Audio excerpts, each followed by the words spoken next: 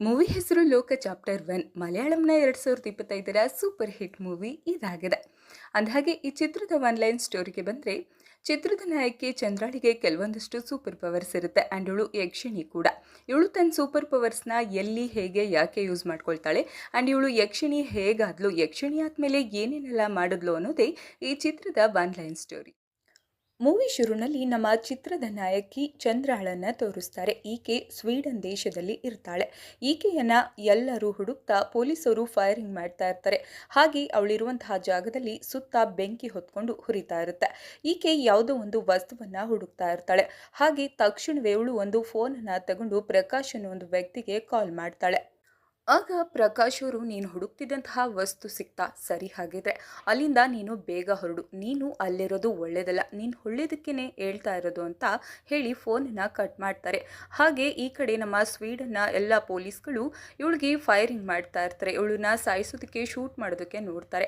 ಆಗ ನಮ್ಮ ಚಂದ್ರ ಅಲ್ಲಿರುವಂತಹ ಒಂದು ಪೊಲೀಸ್ ಮೇಲೆ ಒಂದು ಬಾಟಲನ್ನು ಎಸೆದು ಬಿಲ್ಡಿಂಗಿಂದ ಹಾರ್ತಾರೆ. ಇಲ್ಲಿಗೆ ಈ ಸೀನ್ ಕಟ್ ಆಗುತ್ತೆ. ನೆಕ್ಸ್ಟ್ ಸೀನಲ್ಲಿ ಚಂದ್ರ ಇಂಡಿಯಾಗೆ ಬರ್ತಾರೆ. ಈಕೆಯನ್ನ ಪ್ರಕಾಶ್ ಹಾಗೂ ಕುಮಾರ್ ಎಂಬ ವ್ಯಕ್ತಿಯು ಒಬ್ಬ ವಯಸ್ಸಾದ ವ್ಯಕ್ತಿ ಹತ್ರ ಕರ್ಕೊಂಡು ಹೋಗಿ ಈಕೆಗೆ ಬೇಕಾದಂತಹ ಹೊಸ ಪಾಸ್ಪೋರ್ಟ್ ಹಾಗೂ ಐಡಿಯನ್ನ ಮಾಡಿಸ್ತಾರೆ. ನಂತರ ಈಕೆ ಸೇಫ್ಟಿಯಾಗಿ ಇರಬೇಕು ಅಂತ ಈಕೆಗೆ ಒಂದು ಮನೆಯನ್ನ ಹುಡುಕಿ ಮನೆ ಮಾಡ್ತಾರೆ. ಹಾಗೆ ಈಕೆಯನ್ನ ಆ ಮನೆಗೆ ಕರ್ಕೊಂಡು ಹೋಗಿ ಬಿಡ್ತಾರೆ. ನಿನಗೆ ಬೇಕಾದಂತಹ ವಸ್ತುಗಳನ್ನ ಕುಮಾರ್ ತಂದು ಕೊಡ್ತಾನೆ ಅಂತ ಹೇಳಿ ಪ್ರಕಾಶ್ ಅವರು ಅಲ್ಲಿಂದ ಹೋಗ್ತಾರೆ. ಚಂದ್ರ ಮನೆಗೆ ಬರ್ತಾಳೆ. ಮನೆ ತುಂಬಾನೇ ಗಲೀಜಾಗಿರುತ್ತೆ. ಮನೆಯನ್ನೆಲ್ಲ ಸ್ವಚ್ಛ ಮಾಡ್ಕೊಳ್ತಾಳೆ. ಹಾಗೆ ಈಕೆಗೆ ಸೂರ್ಯನ ಕಿರಣ ಅಂದ್ರೆ ಬರೋದಿಲ್ಲ. ಹಾಗಾಗಿ ಈಕೆ ಮನೆಯಲ್ಲಿರುವಂತಹ ಎಲ್ಲಾ ಕಿಟಕಿಗಳಿಗೆ ಸ್ವಲ್ಪವೂ ಸೂರ್ಯನ ಬೆಳಕೆ ಕಾಣಬಾರ್ದು. ಆ ತರ ಒಂದು ಪೇಪರ್ ಅನ್ನ ಹಾಕಿ ಮುಚ್ತಾ ಇರ್ತಾರೆ. ಹೀಗೆ ಪೇಪರ್ ಅನ್ನ ಹಾಕಿ ಮುಚ್ತಾ ಇರ್ಬೇಕಾದ್ರೆ ಒಂದು ಕಿಟಕಿಯಿಂದ ಆಪೋಸಿಟ್ ಫ್ಲಾಟ್ ಇಂದ ನಮ್ಮ ಚಿತ್ರದ ನಾಯಕ ಸನ್ನಿ ಕಾಣಿಸ್ತಾರೆ. ಸನ್ನಿ ಹಾಗೂ ಚಂದ್ರ ಒಬ್ಬರನ್ನೊಬ್ರು ನೋಡ್ತಾ ಇರ್ತಾರೆ. ನೆಕ್ಸ್ಟ್ ಸೀನ್ ಅಲ್ಲಿ ನಮ್ಮ ಚಿತ್ರದ ನಾಯಕ ಸನ್ನಿ ಅವ್ರ ಫ್ರೆಂಡ್ಸ್ ಜೊತೆ ಪಾರ್ಟಿ ಮಾಡ್ತಾ, ಅಂದ್ರೆ ಇವ್ರಿಗೆ ಇಬ್ರು ಫ್ರೆಂಡ್ಸ್ ಇರ್ತಾರೆ, ವೇಣು ಹಾಗೆ ನೈಜಿಲ್ ಹಾಗೆ ಇನ್ನಿತರರು. ಇವ್ರ ಜೊತೆ ಪಾರ್ಟಿ ಮಾಡ್ತಾ ಎದುರುಗಡೆ ಬಿಲ್ಡಿಂಗ್ ಅಲ್ಲಿ ಒಂದು ಹುಡುಗಿಯನ್ನ ನೋಡಿದೆ. ಅವಳು ತುಂಬಾನೇ ಚೆನ್ನಾಗಿದ್ದಾಳೆ, ಹೇಗಾದ್ರೂ ಮಾಡಿ ಅವಳನ್ನ ಪಟಾಯಿಸ್ಬೇಕು ಅಂತ ಹೇಳ್ತಾ ಫ್ರೆಂಡ್ಸ್ ಜೊತೆ ಚಂದ್ರಳ ಬಗ್ಗೆ ಮಾತಾಡ್ತಾ ಇರ್ತಾರೆ. ಇವ್ರ 3 ಜನಕ್ಕೆ ದಿನ ಏನ್ ಕೆಲಸ ಅಂತಂದ್ರೆ, ದಿನ ಪಾರ್ಟಿ ಮಾಡೋದು, ಸಿಗರೆಟ್ ಸೇಯೋದು, ಲೈಫ್ ನ ಎಂಜಾಯ್ ಮಾಡ್ತಾ ಇರೋದು. ಹಾಗೆ ಈ ಏರಿಯಾದಲ್ಲಿ ಆರ್ಗನ್ ಮಾಫಿಯಾ ಕೂಡ ನಡೀತಾ ಇರುತ್ತೆ. ರಾತ್ರಿ ಹೊತ್ತು ಒಂಟಿಯಾಗಿ ಓಡಾಡುವಂತಹ ವ್ಯಕ್ತಿಗಳನ್ನ ಕಿಡ್ನಾಪ್ ಮಾಡಿ ಅವರ ದೇಹದ ಅಂಗಾಂಗಗಳನ್ನ ಬೇರೆ ಕಡೆಗೆ ಮಾರಾಟ ಮಾಡುವಂತಹ ಕೆಲಸ ನಡೀತಾ ಇರುತ್ತೆ. ಈ ಸುದ್ದಿ ಎಲ್ಲ ನ್ಯೂಸ್ ಚಾನಲ್ ಪೇಪರಲ್ಲಿ ಕೂಡ ಬರ್ತಾ ಇರುತ್ತೆ. ಈ ಸುದ್ದಿಯನ್ನ ನಮ್ಮ ಸನ್ನಿ ಹಾಗೂ ಅವರ ಫ್ರೆಂಡ್ಸ್ ಪಾರ್ಟಿ ಮಾಡ್ತಾ ಟಿವಿಯಲ್ಲಿ ನೋಡ್ತಾ ಇರ್ತಾರೆ. ಇದೇ ವೇಳೆ ಒಂದು ಚಿಕ್ಕ ಹುಡುಗಿ ಬಂದು ಸನ್ನಿ ಹತ್ರ, ನಿಮ್ಮ ಬೆಕ್ಕು ಆಚೆ ರಸ್ತೆಯಲ್ಲಿ ಓಡಾಡ್ತಾ ಇದೆ ಅಂತ ಹೇಳ್ತಾಳೆ. ಅವಾಗ ನಮ್ಮ ಸನ್ನಿ ಕೆಳಗಡೆ ಬಂದು ಬೆಕ್ಕನ್ನ ಕರ್ಕೊಂಡು ಹೋಗೋಕೆ ಬಂದಾಗ ರಸ್ತೆಯಲ್ಲಿ ಒಂದು ಕಾರು ಇನ್ನೇನೋ ಸನ್ನಿಗೆ ಗುದ್ದಬೇಕು ಅನ್ನೋ ತರ ಬರುತ್ತೆ. ಇನ್ನೇನು ನಾ ಸತ್ತೆ ಅನ್ನೋಷ್ಟರಲ್ಲಿ ಚಂದ್ರ ಬಂದು ಕ್ಷಣ ಮಾತ್ರದಲ್ಲಿ ನಮ್ಮ ಸನ್ನಿಯನ್ನ ಸೈಡ್ಗೆ ತಳ್ಳಿಬಿಡ್ತಾರೆ. ನೆಕ್ಸ್ಟ್ ಸೀನಲ್ಲಿ ನಮ್ಮ ಚಂದ್ರ ಡಾಲರ್ನ ರುಪೀಸ್ ಹಾಗೆ ಕನ್ವರ್ಟ್ ಮಾಡ್ಕೊಳ್ತಾ ಇರ್ತಾರೆ ಒಬ್ರು ವ್ಯಕ್ತಿಯನ್ನ ಮೀಟ್ ಮಾಡಿ. ಹಾಗೆ ಇವರು ನೈಟ್ ಶಿಫ್ಟ್ಗೆ ಒಂದು ಬೇಕರಿಗೆ ಕೆಲಸಕ್ಕೆ ಅಂತ ಸೇರ್ಕೊಂಡಿರ್ತಾರೆ. ಇವ್ರ ಜೊತೆ ರೋಸ್ ಅನ್ನುವಂತಹ ಒಂದು ಹುಡುಗಿ ಕೂಡ ಕೆಲಸ ಮಾಡ್ತಾ ಇರ್ತಾರೆ. ಇವ್ರ ಬೇಕರಿಗೆ ರೋಸ್ ಅನ್ನುವಂತಹ ಒಂದು ಹುಡುಗಿನ ಹುಡ್ಕೊಂಡು ಸುಂದರ್ ಎಂಬ ವ್ಯಕ್ತಿ ದಿನ ಇವ್ರ ಬೇಕರಿ ಹತ್ರ ಬಂದು ರೋಸ್ಗೆ ನನ್ನನ್ನ ಲವ್ ಮಾಡು ಅಂತ ಹಿಂಸೆ ಕೊಡ್ತಾ ಇರ್ತಾರೆ. ಹಾಗೆ ಈ ಕಡೆ ನಮ್ಮ ಸನ್ನಿ ಯೋಚನೆ ಮಾಡ್ತಾ ಇರ್ತಾರೆ, ಇನ್ನೇನು ನನಗೆ ಕಾರು ಗುದ್ಬೇಕಿತ್ತು, ಅಷ್ಟರಲ್ಲಿ ಚಂದ್ರ ಬಂದು ನನ್ನನ್ನ ದೂಕುದ್ಲು, ಅವಳು ನನ್ನನ್ನ ಕಾಪಾಡಿದ್ಲು ಅಂತ ಯೋಚನೆ ಮಾಡ್ತಾ ಇರ್ತಾರೆ. ಹಾಗೆ ಈ ವಿಚಾರನ ಅವ್ರ ಫ್ರೆಂಡ್ ನೈಜಿಲ್ ಹಾಗೂ ವೇಣುಗೆ ಹೇಳ್ತಾ ಇರ್ತಾರೆ. ಚಂದ್ರ ನನ್ನನ್ನ ಕಾಪಾಡಿದ್ಲು, ಅವಳು ಸಾಮಾನ್ಯವಾದಂಥವಳಲ್ಲ, ನನ್ನನ್ನು ಅಷ್ಟು ಸ್ಪೀಡಾಗಿ ಬಂದು ಇನ್ನೇನೋ ಕಾರ್ ಗುದ್ಬೇಕಿತ್ತು, ಅಷ್ಟರಲ್ಲಿ ನನ್ನನ್ನು ಕಾಪಾಡಿದಾಳೆ ಅಂತ ಅದನ್ನೇ ಕನ್ವರ್ಸ್ತಾ ಇರ್ತಾರೆ. ಅದಕ್ಕೆ ಅವ್ರ ಫ್ರೆಂಡ್ಸು, ಇಲ್ಲ ಇದೆಲ್ಲ ನಿನ್ನ ಭ್ರಮೆ, ನಿನಗೆ ಅವಳ ಮೇಲೆ ಲವ್ ಆಗಿರಬೇಕು, ಅದಕ್ಕೆ ಹೀಗೆ ಅನ್ನಿಸ್ತಾ ಇದೆ, ಇನ್ನೇನೋ ಕಾರ್ ಗುದ್ದಬೇಕಿತ್ತು ಅಷ್ಟರಲ್ಲಿ ಕಾಪಾಡಿದಾಳೆ ಅಂತ ನಿನಗೆ ಅನ್ನಿಸ್ತಾ ಇದೆ ಅಷ್ಟೇ, ನಿನಗೆ ಅವಳ ಮೇಲೆ ಲವ್ ಆಗಿರಬೇಕು, ಅದಕ್ಕೆ ಹೀಗೆಲ್ಲ ಅನ್ನಿಸ್ತಾ ಇದೆ ಅಂತ ಅವ್ರ ಫ್ರೆಂಡ್ಸ್ ಹೇಳ್ತಾ ಇರ್ತಾರೆ. ಈ ಕಡೆ ಒಂದು ಹುಡುಗಿ ರಾತ್ರಿ ಸುಮಾರು 10 ಗಂಟೆ ವೇಳೆ ರಸ್ತೆಯಲ್ಲಿ ನಡ್ಕೊಂಡು ಹೋಗ್ತಾ ಇರಬೇಕಾದ್ರೆ ಆರ್ಗನ್ ಮಾಫಿಯಾ ನಡೆಸ್ತಾರಲ್ಲ ಸುಂದರ್ ಹಾಗೂ ಅವ್ರ ಕಡೆಯವರು ಈ ಹುಡುಗಿಯನ್ನ ಕಿಡ್ನಾಪ್ ಮಾಡೋದಕ್ಕೆ ಅಂತ ಫಾಲೋ ಮಾಡ್ಕೊಂಡು ಹೋಗ್ತಾ ಇರ್ತಾರೆ. ಹಾಗೆ ಆ ಹುಡುಗಿ ನಡ್ಕೊಂಡು ಹೋಗ್ತಾ ಎದುರುಕೊಂಡು SI ನಾಚಿಯಪ್ಪ ಅವರು ಸಿಗ್ತಾರೆ. ಈ ನಾಚಿಯಪ್ಪ ಅನ್ನೋರೇ ಈ ಕಥೆಯ ವಿಲನ್ ಅಂತ ಹೇಳ್ಬೋದು. ಆಗ ಆ ನಾಜಿಯಪ್ಪ ಆ ಹುಡ್ಗಿಗೆ ಹೇಳ್ತಾರೆ, ಏನಮ್ಮ ಇಷ್ಟೊತ್ತಲ್ಲಿ ಓಡಾಡಬಾರ್ದು ಅಂತ ಗೊತ್ತಿಲ್ವಾ? ಆರ್ಗನ್ ಮಾಫಿಯಾ ನಡೀತಾ ಇದೆ ಅಂತ ನಿನಗೆ ಗೊತ್ತಿಲ್ವಾ? ಯಾಕೆ ಇಷ್ಟೊತ್ತಲ್ಲೆಲ್ಲ ಓಡಾಡ್ತಿದೀಯಾ ಅಂತ ಆ ಹುಡ್ಗಿನ ಕೆಟ್ಟು ದೃಷ್ಟಿಯಲ್ಲಿ ನೋಡ್ತಾ ಮಾತಾಡಿಸ್ತಾ ಇರ್ತಾರೆ. ಹಾಗೆ ಅದೇ ವೇಳೆಗೆ ಇವರ ಮೇಲಾಧಿಕಾರಿ ಜೀಪಲ್ಲಿ ಬರ್ತಾರೆ ಅಂಡ್ ಆ ಹುಡ್ಗಿಯನ್ನ ಜೀಪಲ್ಲಿ ಸೇಫ್ ಆಗಿ ಕರ್ಕೊಂಡು ಹೋಗ್ತಾರೆ. ಈ ಕಡೆ ಸುಂದರ್ ಅನ್ನೋ ವ್ಯಕ್ತಿ ರೋಸ್ ಬಳಿ ಹೋಗ್ತಾರೆ. ಯಾಕೆ ನೀ ನನ್ನನ್ನ ಲವ್ ಮಾಡ್ತಾ ಇಲ್ಲ? ನಾನಿನ್ನ ತುಂಬಾ ಲವ್ ಮಾಡ್ತಾ ಇದ್ದೀನಿ ಅಂತ ಹೇಳ್ತಾ ಇಲ್ವಾ?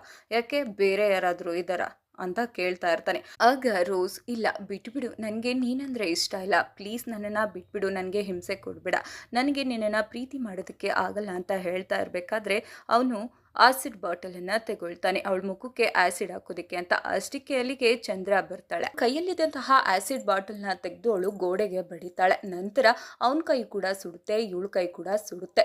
ಹಾಗೆ ನಮ್ಮ ಸುಂದರ್ಗೆ ಸರಿಯಾಗಿ ಹೊಡಿತಾಳೆ. ಇದರಿಂದ ಗೊತ್ತಾಗುತ್ತೆ ನಮ್ಮ ಹೀರೋಯಿನ್ ಚಂದ್ರಗೆ ಒಂದು ಸೂಪರ್ ಆದಂತಹ ಪವರ್ ಇದೆ ಅಂತ. ನಂತರ ಅವಳು ರೋಸ್ಗೆ ಇಲ್ಲೇನು ನಡೆದಿಲ್ಲ, ನೀನೇನು ನೋಡಿಲ್ಲ ಅಂತ ಹೇಳಿ ಅಲ್ಲಿಂದ ಹೊರಡ್ತಾಳೆ. ಈ ಕಡೆ ನಮ್ಮ SI ನಾಚಿಯಪ್ಪ ಸುಂದರ್ ಅವರನ್ನ ನೋಡೋದಕ್ಕೆ ಅಂತ ಬರ್ತಾರೆ. ಅವಾಗ ಸುಂದರ್ ಅವರು ಈ ಪರಿಸ್ಥಿತಿಯಲ್ಲಿರೋದನ್ನ ನೋಡ್ತಾರೆ. ಯಾರು ಹೀಗೆ ಮಾಡಿದ್ದು, ಏನಾಗಿದೆ ನಿನಗೆ, ಬೆರಳು ಮುರಿದೋಗಿದೆ ಅಂತ ಹೇಳ್ತಾರೆ. ಈ ಕಡೆ ನಮ್ಮ ಸುಂದರ್ ಚೆನ್ನಾಗಿ ಏಟ್ ತಿಂದು ಬೆರಳು ಮುರಿಸ್ಕೊಂಡು ಬ್ಯಾಂಡೇಜನ್ನು ಹಾಕೊಂಡಿರ್ತಾರೆ.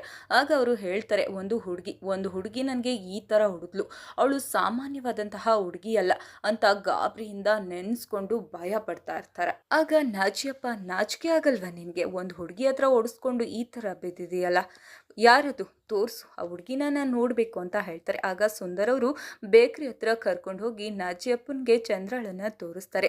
ನಾಚಿಯಪ್ಪ ಕೂಡ ಚಂದ್ರಳನ್ನು ನೋಡ್ತಾ ಇರ್ತಾರೆ. ಹಾಗೆ ಚಂದ್ರ ಕೂಡ ನಾಚಿಯಪ್ಪ ನೋಡೋದನ್ನ ಗಮನಿಸ್ತಾ ಇರ್ತಾರೆ. ಚಂದ್ರಳ ಕಣ್ಣು ಸುತ್ತ ಕಪ್ಪಾಗಿರುತ್ತೆ. ನೆಕ್ಸ್ಟ್ ಸೀನಲ್ಲಿ ನಮ್ಮ ಚಂದ್ರ ಫ್ರಿಜ್ನ ತೆಗೆದು ಏನನ್ನ ಹುಡುಕ್ತಾ ಇರ್ತಾರೆ. ಆದರೆ ಅಲ್ಲಿ ಅವ್ರು ಹುಡುಕ್ತಾ ಇರೋಂತಹ ವಸ್ತು ಸಿಗೋದಿಲ್ಲ. ಸರಿ, ಟೈಮ್ ಆಯಿತು ಅಂತ ಹೇಳಿಬಿಟ್ಟು ಬೇಕ್ರಿಗೆ ಹೊರಡೋದಕ್ಕೆ ಕೆಳಗಡೆ ಹೋಗ್ತಾರೆ. ಹಾಗೆ ಆಟೋ ಹೊತ್ಕೊಂಡು ಹೋಗ್ತಾ ಇರಬೇಕಾದ್ರೆ ಅದೇ ಆಟೋದಲ್ಲಿ ನಮ್ಮ ಚಿತ್ರದ ನಾಯಕ ಸನ್ನಿ ಕೂಡ ಅಲ್ಲೇ ಇರ್ತಾರೆ. ಒಬ್ರಿಗೊಬ್ರು ನೋಡ್ತಾ ಚಂದ್ರ ಸನ್ನಿಯನ್ನ ನೋಡ್ತಾ ಇರ್ತಾರೆ. ಹಾಗೆ ಸನ್ನಿ ಚಂದ್ರಾಳನ್ನ ನೋಡ್ತಾ ಇರ್ತಾರೆ. ಹಾಯ್, ನೀವು ನಮ್ಮ ಎದುರುಗಡೆ ಫ್ಲ್ಯಾಟಲ್ಲಿ ಇರೋದಲ್ವಾ? ಯಾವಾಗಲೂ ಒಬ್ಬರೇ ಇರ್ತೀರಾ ಅಲ್ವಾ ಅಂತ ಸನ್ನಿ ಚಂದ್ರಾಳನ್ನ ಕೇಳ್ತಾರೆ. ಹೌದು, ನಾನು ಒಬ್ಬಳೇ ಇರೋದು ಅಂತ ಅವಳು ಹೇಳ್ತಾ ಇರ್ತಾಳೆ. ಓಕೆ ಫೈನ್, ಹಾಗಿದ್ರೆ ನನ್ನ ಫ್ರೆಂಡ್ ನೈಜಿಲ್ ಅವರ ಬರ್ಡೇ ಇದೆ ನೆಕ್ಸ್ಟ್ ವೀಕ್ಗೆ, ಸೊ ನೀವು ಕೂಡ ಬರಬೇಕು. ನೀವು ಯಾವಾಗಲೂ ಒಬ್ಬರೇ ಇರ್ತೀರಾ ಅಲ್ವಾ? ಸೊ ನಮ್ಮ ಫ್ರೆಂಡ್ ಬರ್ಡೇಗೆ ನೀವು ಕೂಡ ಬನ್ನಿ, ಅಲ್ಲಿ ಸುಮಾರು ಹುಡುಗಿರು ಕೂಡ ಬರ್ತಾರೆ ಅಂತ ಹೇಳಿ ಸನ್ನಿ ನಮ್ಮ ಚಂದ್ರಳನ್ನ ಬರ್ಡೇ ಪಾರ್ಟಿಗೆ ಇನ್ವೈಟ್ ಮಾಡ್ತಾರೆ. ಆಗ ಚಂದ್ರ ಸರಿ ಆಯಿತು ಬರೋಣ ಅಂತ ಹೇಳಿ ಹೋಗ್ತಾರೆ. ಹೀಗೆ ಬರ್ಡೇ ದಿನ ಕೂಡ ಬರುತ್ತೆ. ಸನ್ನಿ ಅವ್ರ ಫ್ರೆಂಡ್ಸ್ಗೆ ಹೇಳ್ತಾ ಇರ್ತಾರೆ, ಚಂದ್ರ ದೂರದಿಂದ ಮಾತ್ರ ನೋಡೋದಕ್ಕೆ ಚೆನ್ನಾಗಿ ಕಾಣ್ತಾಳೆ, ಹತ್ರದಿಂದ ಅಷ್ಟೊಂದು ಚೆನ್ನಾಗಿಲ್ಲ, ಅವಳನ್ನು ತುಂಬ ಚೆನ್ನಾಗಿದ್ದಾಳೆ ಅಂತ ಅಂದ್ಕೊಂಡಿದ್ದೆ. ಅವತ್ತು ಆಟೋದಲ್ಲಿ ಅವಳನ್ನು ತುಂಬಾ ಹತ್ರದಲ್ಲಿ ನೋಡಿದೆ, ಅವಳು ಚೆನ್ನಾಗಿ ಕಾಣಿಸ್ತಾ ಇರಲಿಲ್ಲ ಅಂತ ಹೇಳ್ತಾ ಇರ್ತಾರೆ. ಅಷ್ಟಕ್ಕೆ ನಮ್ಮ ಚಂದ್ರಳ ಎಂಟ್ರಿ ಆಗುತ್ತೆ. ಅವಳು ತುಂಬಾ ಚೆನ್ನಾಗಿ ರೆಡಿಯಾಗಿ ಬರ್ಡೇ ಪಾರ್ಟಿಗೆ ಬಂದಿರ್ತಾಳೆ. ಅವ್ರು 3 ಜನ ಕೂಡ ಚಂದ್ರಳನ್ನ ನೋಡಿ ಹಾಗೆ ಸ್ಟನ್ ಆಗಿಬಿಡ್ತಾರೆ. ಚಂದ್ರ ನೋಡೋದಕ್ಕೆ ತುಂಬಾ ಸುಂದರವಾಗಿ ಕಾಣಿಸ್ತಾ ಇರ್ತಾಳೆ. ಚಂದ್ರಳಿಗೆ ವೇಣು ಹಾಗೆ ನೈಜಿಲ್ ಕೂಡ ಲೈನ್ ಹೊಡಿತಾ ಇರ್ತಾರೆ. ಹಾಗೆ ನಮ್ಮ ಸನ್ನಿಯ ಬೇಕು ಚಂದ್ರಳನ್ನ ನೋಡಿ ತುಂಬಾನೇ ವಿಚಿತ್ರವಾಗಿ ಆಡ್ತಾ ಇರುತ್ತೆ. ಇದನ್ನ ನೋಡಿದಂತಹ ಸನ್ನಿ ಬೆಕ್ಕನ್ನ ಒಂದು ರೂಮ್ಗೆ ತಗೊಂಡು ಹೋಗಿ ಬಿಡ್ತಾರೆ. ಈ ಕಡೆ ನಮ್ಮ ನಾಚಿಯಪ್ಪ ಹಾಗೆ ಅವ್ರ ಕಡೆಯವರು ಇವರು ಬರ್ಡೇ ಪಾರ್ಟಿ ಮಾಡ್ತಿದ್ರಲ್ಲ ಆ ಜಾಗಕ್ಕೆ ಬರ್ತಾರೆ. ಏನಿದು, ಏನು ಪಾರ್ಟಿ ಮಾಡ್ತಾ ಇದ್ದೀರಾ? ನಮಗೆ ಕಂಪ್ಲೇಂಟ್ ಬಂದಿದೆ, ನೀವು ತುಂಬಾ ಗಲಾಟೆ ಮಾಡ್ತಾ ಇದ್ದೀರಂತೆ, ಅಕ್ಕಪಕ್ಕದವ್ರಿಗೆ ತುಂಬಾನೇ ತೊಂದರೆ ಆಗ್ತಾ ಇದೆ, ತುಂಬಾ ಮ್ಯೂಸಿಕ್ ಹಾಕೊಂಡಿದ್ದೀರಾ, ಏನು ಡ್ರಗ್ಸು ಗಾಂಜಾ ಎಲ್ಲ ಇಟ್ಕೊಂಡಿದ್ದೀರಾ? ಹುಡುಗಿರು ಕೂಡ ಇದ್ದಾರೆ, ಬೇರೆ ಏನಾದರೂ ದಂಧೆ ನಡೆಸ್ತಾ ಇದ್ದೀರಾ ಅಂತ ವಿಚಾರಣೆ ನಡೆಸ್ತಾ ಇರ್ತಾರೆ. ಆವಾಗ ನೈಜಿಲ್ ಅವರು, ಸರ್ ಇಲ್ಲ ಸರ್, ಇದು ನನ್ನ ಬರ್ಡೇ ಪಾರ್ಟಿ ಸರ್, ಪ್ಲೀಸ್ ತೊಂದರೆ ಕೊಡಬೇಡಿ, ನಾವು ಬರ್ಡೇ ಪಾರ್ಟಿ ಅಷ್ಟೇ ಮಾಡ್ತಾ ಇರೋದು ಅಂತ ಹೇಳಿ ಅವ್ರಿಗೆ ಲಂಚವನ್ನು ಕೊಡೋದಕ್ಕೆ ಹೋಗ್ತಾರೆ. ಆಗ ನಾಚಿಯಪ್ಪ ಚಂದ್ರಳನ್ನ ನೋಡಿ, ನಿನ್ನ ಹೆಸರೇನು ಅಂತ ಚಂದ್ರಳ ಹೆಸರನ್ನ ಕೇಳಿಬಿಟ್ಟು, ಸರಿ ಗಲಾಟೆ ಮಾಡಬೇಡಿ, ಬೇಗ ಬರ್ಡೇ ಪಾರ್ಟಿಯನ್ನು ಮುಗಿಸಿ ಹೊರಡಿ ಅಂತ ಹೇಳಿಬಿಟ್ಟು ಅಲ್ಲಿಂದ ನಾಚಿಯಪ್ಪ ಹಾಗೆ ಅವರ ಟೀಮ್ ಹೊರಡ್ತಾರೆ. ಪಾರ್ಟಿಯನ್ನು ಮುಗಿಸ್ಕೊಂಡು ಚಂದ್ರ ತನ್ನ ಮನೆಗೆ ಹೊರಡಬೇಕಾದ್ರೆ ನೈಜಿಲ್ ಕೂಡ ಅವಳ ಜೊತೆ, ನಾನು ಕೂಡ ನಿಮ್ಮ ಮನೆ ಹತ್ರ ವಾಕ್ ಮಾಡ್ಕೊಂಡು ಬರ್ತೀನಿ ಅಂತ ಹೇಳಿ ಚಂದ್ರಳ ಜೊತೆ ವಾಕ್ ಮಾಡಿಕೊಂಡು ಚಂದ್ರಳ ಫ್ಲ್ಯಾಟ್ ಹತ್ರ ಬರ್ತಾನೆ. ಈ ಕಡೆ ನಮ್ಮ ನೈಜಿಲ್ ಎಲ್ಲಿ? ನೈಜಿಲ್ ಕಾಣಿಸ್ತಾ ಇಲ್ಲ, ನೈಜಿನ್ ಎಲ್ಲಿದ್ದಾನೆ ಹುಡುಕಿ, ನೈಜಿಲ್ ಎಲ್ಲೂ ಕಾಣಿಸ್ತಾ ಇಲ್ಲ, ಮನೆಗೆ ಇನ್ನೂ ಕೂಡ ಬಂದಿಲ್ಲ ಅಂತ ಹೇಳಿ ಸನ್ನಿಗೆ ಕಾಲ್ ಮಾಡ್ತಾರೆ. ಅವಾಗ ಸನ್ನಿ ಅವರು ಚಂದ್ರಳ ಫ್ಲ್ಯಾಟ್ ಬಳಿ ಬರ್ತಾರೆ. ಚಂದ್ರ ಬಾಗಿಲು ತೆಗಿ, ನೈಜಿಲ್ ಎಲ್ಲಾದ್ರೂ ಇದಾನ, ನಿನ್ ಜೊತೆನೆ ಬಂದ ಅಲ್ವಾ, ನೈಜಿಲ್ ಎಲ್ಲೂ ಕಾಣಿಸ್ತಾ ಇಲ್ಲ, ಬಾಗಿಲು ತೆಗಿ ಚಂದ್ರ ಅಂತ ಕೇಳಬೇಕಾದ್ರೆ ನೈಜಿಲ್ ಇಲ್ಲೆಲ್ಲೂ ಇಲ್ಲ, ಯಾರೂ ಇಲ್ಲ, ನನಗೆ ನಿದ್ದೆಯಲ್ಲಿ ಡಿಸ್ಟರ್ಬ್ ಮಾಡಬೇಡ, ನಾನು ಮಲ್ಕೋಬೇಕು, ಸುಮ್ಮನೆ ಹೋಗು ಅಂತ ಹೇಳಿ ಸನ್ನಿಗೆ ರೂಡಾಗಿ ಮಾತಾಡಿ ರ್ಯಾಶ್ ಆಗಿ ಕಳಿಸ್ಬಿಡ್ತಾರೆ. ಸರಿ ಅಂತ ಹೇಳಿ ಸನ್ನಿ ವಾಪಸ್ ಹೋಗಬೇಕಾದ್ರೆ ಪ್ರಕಾಶ್ ಅನ್ನುವಂತಹ ಒಬ್ಬ ವ್ಯಕ್ತಿ ಏನೋ ಒಂದು ಪಾರ್ಸಲ್ ಬಾಕ್ಸ್ ಅನ್ನ ತಗೊಂಡು ಚಂದ್ರಳ ಮನೆಗೆ ಬರ್ತಾರೆ. ಚಂದ್ರ ಪ್ರಕಾಶ್ ಅವ್ರನ್ನ ಒಳಗಡೆ ಬಿಟ್ಕೊಳ್ತಾರೆ. ಸರಿ ಅಂತ ಹೇಳಿ ಮೆಟ್ಲಿಳಿದು ಕೆಳಗಡೆ ಹೋಗ್ಬೇಕಾದ್ರೆ ಅಲ್ಲಿ ಕುಮಾರ್ ಎಂಬ ವ್ಯಕ್ತಿ ಬೈಕ್ನ ನಿಲ್ಸ್ಕೊಂಡು ನಿಂತಿರ್ತಾರೆ. ಈ ವ್ಯಕ್ತಿ ಯಾವಾಗ್ಲೂ ಚಂದ್ರಳ ಮನೆಗೆ ಬರ್ತಾನೆ ಇರ್ತಾರೆ. ಏನೋ ಒಂದು ಪಾರ್ಸಲ್ ಬಾಕ್ಸ್ ಅನ್ನ ಇವಳಿಗೆ ತಂದು ಕೊಡ್ತಾನೆ ಇರ್ತಾರೆ. ಆಗ ಇವನ್ಗೆ ಡೌಟ್ ಬರುತ್ತೆ, ಯಾಕೆ ಯಾರ್ಯಾರೋ ವ್ಯಕ್ತಿಗಳು ಇವಳ ಮನೆ ಹತ್ರ ಬರ್ತಾರಲ್ಲ ಅಂತ ಹೇಳಿ ವೇಣು ಹತ್ರ ಡಿಸ್ಕಸ್ ಮಾಡ್ತಾ ಇರ್ತಾರೆ. ಆಗ ವೇಣು ಹೇಳ್ತಾರೆ, ಕುಮಾರ್ ಎಂಬ ವ್ಯಕ್ತಿ ಡ್ರಗ್ ವಿಚಾರವಾಗಿ ಇವಾಗಷ್ಟೇ ಜೈಲಿಂದ ಹೊರಗಡೆ ಬಂದಿದ್ದಾನೆ, ಅವನು ಸರಿ ಇಲ್ಲ ಅಂತ ಹೇಳಿ ಡಿಸ್ಕಸ್ ಮಾಡ್ತಾ ಇರ್ಬೇಕಾದ್ರೆ ಅಷ್ಟರಲ್ಲಿ ನಮ್ಮ ಚಂದ್ರ ಬರ್ತಾಳೆ. ಸನ್ನಿ ಹತ್ರ ಸಾರಿ ಕೇಳ್ತಾ ಇರ್ತಾಳೆ. ಸಾರಿ ಸನ್ನಿ, ರಾತ್ರಿ ನೀನ್ ಬಂದಿದ್ದೆ ನೈಜಿಲ್ನ ಹುಡ್ಕೊಂಡು, ನೈಜಿಲ್ ನನ್ನ ಹತ್ರ ಇಲ್ಲ, ಅವನು ವಾಪಸ್ ಹೊರಟೋದ. ನಾನು ನಿನ್ ಜೊತೆ ತುಂಬಾನೇ ರೂಢಾಗಿ ಮಾತಾಡ್ದೆ, ಹಾಗೆ ಮಾತಾಡಬಾರ್ದಾಗಿತ್ತು. ನನಗೆ ನಿದ್ರೆಯಲ್ಲಿ ಬಂದು ಆ ಥರ ಡಿಸ್ಟರ್ಬ್ ಮಾಡಿದ್ರೆ ಇಷ್ಟ ಆಗಲ್ಲ ಅಂತ ಹೇಳಿ ಸಾರಿ ಕೇಳ್ಬಿಟ್ಟು ಅವಳು ವಾಪಸ್ಸು ಬೇಕ್ರಿ ಕೆಲ್ಸಕ್ಕೆ ಹೋಗ್ಬೇಕು, ಸರಿ ಟೈಮ್ ಆಯ್ತು ಅಂತ ಹೇಳಿ ಹೊರಡ್ತಾಳೆ. ಆಗ ಸನ್ನಿ ಚಂದ್ರಳ ಕಾಲಿನ ಮೇಲೆ ರಕ್ತದ ಕಲೆಯನ್ನು ಸಹ ನೋಡ್ತಾನೆ. ಆಗ ಸನ್ನಿಗೆ ಇನ್ನೂ ಡೌಟ್ ಬರುತ್ತೆ. ಆಗ ಅವನು ವೇಣು ಜೊತೆ, ಈ ಚಂದ್ರ ಯಾಕೋ ಸರಿಗಿಲ್ಲ, ನಾವು ಅನ್ಕೊಂಡಿರೋ ತರಹ ಹುಡುಗಿ ಅಲ್ಲ, ಅವಳು ಸಾಮಾನ್ಯವಾದ ಹುಡುಗಿ ಅಲ್ವೇ ಅಲ್ಲ. ನಮ್ಮ ಏರಿಯಾದಲ್ಲಿ ಆರ್ಗನ್ ಮಾಫಿಯಾ ನಡೀತಾ ಇದೆಯಲ್ಲ, ಆ ಟೀಮ್ ಜೊತೆ ಇವಳು ಇರ್ಬೋದು, ಇವಳು ಸಾಮಾನ್ಯವಾದವಳು ಅಲ್ವೇ ಅಲ್ಲ, ಏನೋ ಒಂಥರ ವಿಚಿತ್ರವಾಗಿ ಆಡ್ತಾಳೆ, ಅವಳ ಬಗ್ಗೆ ನಾನು ತಿಳ್ಕೊಬೇಕು, ನಾನು ಇವಳನ್ನ ಫಾಲೋ ಮಾಡ್ಕೊಂಡು ಹೋಗ್ತೀನಿ, ನೀನು ನೈಜಿಲನ್ನ ಹುಡ್ಕು ಅಂತ ಹೇಳಿ ವೇಣುಗೆ ಹೇಳಿ ಸನ್ನಿ ಹೊರಡ್ತಾನೆ. ಈ ಕಡೆ ವೇಣು ನೈಜಿಲನ್ನ ಹುಡ್ಕೋ ಅಷ್ಟರಲ್ಲಿ ನೈಜಿಲ್ ಅಲ್ಲಿಗೆ ಬರ್ತಾನೆ. ಪೊಲೀಸ್ ಅವರು ಅವನನ್ನ ತಂದು ಬಿಡ್ತಾರೆ. ಆಗ ನೈಜಿಲ್ ಹೇಳ್ತಾನೆ, ನಾನು ಚಂದ್ರಳ ಹತ್ರ ಹೋದೆ ಅವಳ ಮನೆಗೆ ವಾಕ್ ಮಾಡ್ತಾ, ಆದ್ರೆ ಚಂದ್ರ ಅವಳು ಮಾತ್ರ ಒಳಗಡೆ ಹೋದ್ಲು, ನನ್ನನ್ನ ಒಳಗಡೆ ಬಿಟ್ಕೊಳ್ಳಿಲ್ಲ. ನಾನು ವಾಪಸ್ ಬರ್ಬೇಕಾದ್ರೆ ಪೊಲೀಸ್ ಅವ್ರು ಬಂದ್ರು, ಅಷ್ಟರಲ್ಲಿ ನನ್ನ ಹತ್ರ ಗಾಂಜಾ ಆಯ್ತಲ್ಲ, ಪೊಲೀಸ್ ಅವರು ನನ್ನನ್ನ ಸ್ಟೇಷನ್ಗೆ ಎತ್ತಾಕೊಂಡೋದ್ರು. ಬರೋ ಅಷ್ಟರಲ್ಲಿ ಇಷ್ಟು ಕತೆ ಆಯ್ತು. ನೈಜಿಲ್ ವೇಣುಗೆ ಕತೆ ಹೇಳ್ತಾ ಇರ್ತಾರೆ. ಸನ್ನಿ ಚಂದ್ರಳನ್ನ ಫಾಲೋ ಮಾಡ್ಕೊಂಡು ಹೋಗ್ತಾ ಇರ್ತಾನೆ. ಈ ಕಡೆ ಚಂದ್ರ ಕೂಡ ಕೆಲ್ಸಕ್ಕೆ ಬೇಕ್ರಿಗೆ ಹೋಗ್ಬೇಕು ಅಂತ ಹೋಗ್ತಾ ಇರ್ತಾಳೆ. ಈ ಕಡೆ ಸುಂದರ್ ಹಾಗೆ ಅವ್ರ ಕಡೆಯವರು ಚಂದ್ರಳನ್ನ ಕಿಡ್ನಾಪ್ ಮಾಡೋದಕ್ಕೆ ಕಾಯ್ತಾ ನಿಂತಿರ್ತಾರೆ. ಇವಳನ್ನ ಸುಮ್ಮನೆ ಬಿಡಬಾರ್ದು, ಅವಳು ಒಂದು ಹುಡುಗಿಯಾಗಿ ನನಗೆ ಈ ತರ ಹೊಡೆದಿದ್ದಾಳೆ ಅಂತ ಹೇಳಿ ಚಂದ್ರ ಆಟೋ ಬಳಿ ಬಂದಾಗ ಸುಂದರ್ ಹಾಗೆ ಅವ್ರ ಕಡೆಯವರು ಚಂದ್ರಳಿಗೆ ಇಂಜೆಕ್ಷನ್ ಅನ್ನ ಚುಚ್ಚಿ ಅವಳನ್ನ ಆಟೋದಲ್ಲಿ ಹಾಕೊಂಡು ಹೊರಡ್ತಾರೆ. ಇದನ್ನ ನೋಡಿದಂತಹ ಸನ್ನಿ, ಯಾರ್ ನೀವು ಅಂತ ಹೇಳಿ ಅವ್ರ ಬಳಿ ಹೋಗ್ತಾರೆ. ಇಷ್ಟಕ್ಕೆ ಈ ಸೀನ್ ಇಲ್ಲಿಗೆ ಕಟ್ ಆಗುತ್ತೆ. ನೆಕ್ಸ್ಟ್ ಸೀನ್ ಅಲ್ಲಿ ಒಬ್ಬ ತಾತ ಹಾಗೆ ಮೊಮ್ಮಗಳನ್ನ ತೋರಿಸ್ತಾರೆ. ಆ ಮಗುಗೆ ನಿದ್ದೆ ಬರ್ತಾ ಇರಲ್ಲ. ಆಗ ಅವ್ರ ತಾತ, ಯಾಕೆ ಮಗಳೇ ನಿಂಗೆ ನಿದ್ದೆ ಬರ್ತಾ ಇಲ್ವಾ, ಯಾವ್ದಾದ್ರು ಕತೆ ಹೇಳ ಅಂತ ಹೇಳಿದಕ್ಕೆ ಆ ಮಗು, ಹ್ಞೂ ತಾತ ಯಾವ್ದಾದ್ರು ಕತೆ ಹೇಳು ಅಂತ ಹೇಳುತ್ತೆ. ಸರಿ, ನಿಂಗೆ ಯಕ್ಷಿಣಿಯ ಕಥೆಯನ್ನ ಹೇಳ್ತೀನಿ ಅಂತ ಹೇಳಿ ತಾತ ಕತೆ ಹೇಳೋದಕ್ಕೆ ಶುರು ಮಾಡ್ತಾರೆ. ತುಂಬಾ ವರ್ಷಗಳ ಹಿಂದೆ ಇದು ತುಂಬಾನೇ ದೊಡ್ಡ ಕಾಡಾಗಿತ್ತು ಮಗಳೇ. ಈ ಕಾಡಿನಲ್ಲಿ ಒಂದು ದೊಡ್ಡ ಕೋಟೆ ಹಾಗೆ ರಾಜ ಇದ್ದ. ಈ ರಾಜನಿಗೆ ತುಂಬಾನೇ ಕಾಳಿ ಭಕ್ತ. ಅಲ್ಲಿ ಒಂದು ಕಾಳಿ ದೇವಸ್ಥಾನ ಇತ್ತು. ಆ ದೇವಸ್ಥಾನಕ್ಕೆ ಆ ರಾಜ ಹಾಗೆ ರಾಜನ ಕಡೆಯವರು ಮಾತ್ರ ಹೋಗ್ತಾ ಇದ್ರು. ದಿನ ಆ ಕಾಳಿ ದೇವಸ್ಥಾನಕ್ಕೆ ಹೋಗ್ತಾ ಇದ್ರು. ಈ ಕಾಡಿನಲ್ಲಿ ಕಾಡಿನ ಜನಾಂಗದವರಾದ ನೀಲಿ ಅನ್ನೋ ಒಂದು ಪುಟ್ಟ ಹುಡುಗಿ ಇತ್ತು. ಆ ಪುಟ್ಟ ಹುಡುಗಿ ಅವರ ಒಂದು ಚಿಕ್ಕ ಮಕ್ಕಳ ಸೈನ್ಯದೊಂದಿಗೆ ನಾನು ಕೂಡ ದೇವಸ್ಥಾನಕ್ಕೆ ಹೋಗ್ಬೇಕು ಅನ್ನೋ ಒಂದು ಆಸೆ ಇತ್ತು. ರಾಜ ಹೋಗಿ ಆಚೆ ಹೋದ್ಮೇಲೆ ಆ ಹುಡುಗಿನೂ ಕೂಡ ಆ ದೇವಸ್ಥಾನಕ್ಕೆ ಹೋಗ್ತಾಳೆ. ಅಲ್ಲಿ ಒಂದು ಚಿನ್ನದ ವಸ್ತು ಸಿಗುತ್ತೆ. ಅಷ್ಟಕ್ಕೆ ಪೂಜಾರಿ ಬಂದು ನೋಡ್ತಾರೆ. ಆ ಹುಡುಗಿ ಗಾಬರಿಯಾಗಿ ಆ ಮಕ್ಕಳ ಸೈನ್ಯದೊಂದಿಗೆ ಅವರ ಜನಾಂಗದ ದೇವರ ಬಳಿ ಹೋಗ್ತಾಳೆ. ಆ ಜನಾಂಗದ ದೇವರ ಕಾಲಿಗೆ ಆ ಚಿನ್ನದ ವಸ್ತುವನ್ನ ಕಟ್ತಾಳೆ. ಈ ಎಲ್ಲಾ ವಿಚಾರವು ರಾಜನಿಗೆ ಗೊತ್ತಾಗುತ್ತೆ. ಇದರಿಂದ ರಾಜ ತುಂಬಾನೇ ಸಿಟ್ಟಾಗಿ ನೀಲಿ ಹಾಗೂ ಅವರ ಜನಾಂಗ ಇರುವಂತಹ ಜಾಗಕ್ಕೆ ಎಲ್ಲರನ್ನೂ ಸಾಯಿಸಬೇಕು ಅಂತ ಹೇಳಿ ರಾಜ ಹಾಗೆ ಅವನ ಕಡೆಯವರು ಬೆಂಕಿಯನ್ನ ಇಡ್ತಾರೆ. ಇದರಿಂದ ಅಲ್ಲಿರುವಂತಹ ಜನಗಳು ತುಂಬಾನೇ ಗಾಬರಿಯಾಗಿ ಅಲ್ಲಿ ಇರುವಂತಹ ಒಂದು ಗುಹೆಯ ಒಳಗಡೆ ಹೋಗಿ ಔತ್ಕೊಳ್ತಾರೆ. ನೀಲಿ ಆ ಗುಹೆಯ ಒಳಗಡೆ ಹೋಗ್ತಾ ಅಲ್ಲೇನೋ ಒಂದು ವಿಶೇಷವಾದ ಶಕ್ತಿ ಇರೋದು ಅವಳಿಗೆ ಅನುಭವ ಆಗುತ್ತೆ. ಅಲ್ಲಿ ಒಂದು ಕಲ್ಲಿನ ವಿಗ್ರಹ ಕೂಡ ಇರುತ್ತೆ. ಅದನ್ನ ನೋಡೋದಕ್ಕೆ ಅದ್ರ ಬಳಿ ನೀಲಿ ಹೋದಾಗ ಅಲ್ಲಿರುವಂತಹ ಬಾವಲಿಗಳು ಅವಳಿಗೆ ಕಚ್ಚುತ್ತೆ. ಹಾಗೆ ಇರುವಂತಹ ತುಂಬಾನೇ ಬಾವಲಿಗಳು ನೀಲಿಯನ್ನ ಸುತ್ತುವರಿಯುತ್ತೆ. ಇದರಿಂದ ಅವಳು ತುಂಬಾನೇ ಭಯಪಟ್ಟು ಜ್ಞಾನ ತಪ್ಪಿ ಬೀಳ್ತಾಳೆ. ಈ ಕಡೆ ರಾಜನ್ ಕಡೆಯವರು ಗುಹೆಯ ಒಳಗಡೆ ಔತಿದ್ರಲ್ಲ, ಅವರನ್ನೆಲ್ಲ ಒಬ್ಬೊಬ್ಬರಾಗಿ ವಿಚಿತ್ರವಾಗಿ ಕರ್ಕೊಂಡು ಹೋಗಿ ರಾಜ ಹಾಗೆ ಅವನ ಕಡೆಯವರು ಸಾಯಿಸ್ತಾ ಇರ್ತಾರೆ. ಈ ಕಡೆ ನೀಲಿಗೆ ಪ್ರಜ್ಞೆ ಬರುತ್ತೆ. ಅವಳಿಗೆ ಏನೋ ಒಂದು ಅನುಭವ ಆಗುತ್ತೆ, ನನ್ನಲ್ಲಿ ಏನೋ ಒಂದು ಶಕ್ತಿ ಇದೆ, ನನ್ನಲ್ಲಿ ಏನೋ ಬೇರೆ ಬದಲಾವಣೆ ಆಗಿದೆ ಅಂತ ಅನ್ಸುತ್ತೆ. ಇಲ್ಲಿ ತನ್ನ ಜನಾಂಗದವ್ರನ್ನೆಲ್ಲ ಹುಡಿಕೊಂಡು ಬರ್ತಾಳೆ. ಈ ಕಡೆ ರಾಜ ಹಾಗೆ ಅವನ ಕಡೆಯವರು ಎಲ್ಲರನ್ನ ವಿಚಿತ್ರವಾಗಿ ಸಾಯಿಸ್ತಾ ಇರ್ತಾರೆ. ಚುಚ್ಚಿ ನೇಣು ಹಾಕಿ ವಿಚಿತ್ರವಾಗಿ ಸಾಯಿಸ್ತಾ ಇರ್ತಾರೆ. ಹಾಗೆ ನೀಲಿ ಕಣ್ಮುಂದೆನೆ ನೀಲಿ ಅಪ್ಪನನ್ನ ಸಾಯಿಸ್ತಾರೆ. ಹಾಗೆ ಅವರ ತಾಯಿಗೆ ರಾಜ ಕತ್ತಿಯನ್ನ ಹಿಡಿದು ಎದುರಿಸ್ತಾ ಇರ್ತಾರೆ. ಅಷ್ಟಕ್ಕೆ ನೀಲಿ ಬರ್ತಾಳೆ. ರಾಜನ್ ಕಡೆಯವರು ನೀಲಿಯನ್ನ ಎಷ್ಟೇ ಜನ ಹಿಡಿದ್ರು ಕೂಡ ಅವರೆಲ್ಲರನ್ನ ಇವಳು ಎತ್ತಿ ಎಸಿತಾಳೆ. ಇವಳು ತುಂಬಾನೇ ಶಕ್ತಿ ಇರುತ್ತೆ, ತುಂಬಾನೇ ಪವರ್ಫುಲ್ ಆಗಿರ್ತಾಳೆ.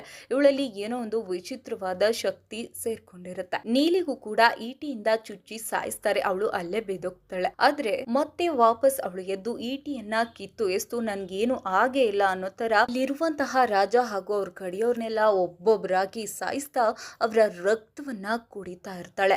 ಈ ಕಡೆ ರಾಜ ಅವರ ಅಮ್ಮನನ್ನು ಕೂಡ ಕೊಲೆ ಮಾಡ್ಬಿಡ್ತಾರೆ. ನಂತರ ನೀಲಿ ರಾಜನಿಗೆ ಚುಚ್ಚಿ ಸಾಯಿಸಿ ರಾಜನನ್ನ ರಕ್ತ ಕುಡಿದು ಸಾಯಿಸ್ತಾಳೆ. ನೀಲಿಗೆ ಕೋರೆ ಹಲ್ಲುಗಳು ಕೂಡ ಬಂದಿರುತ್ತೆ. ಅವಳು ಬಾವಲಿ ತರ ಆಗಿರ್ತಾಳೆ.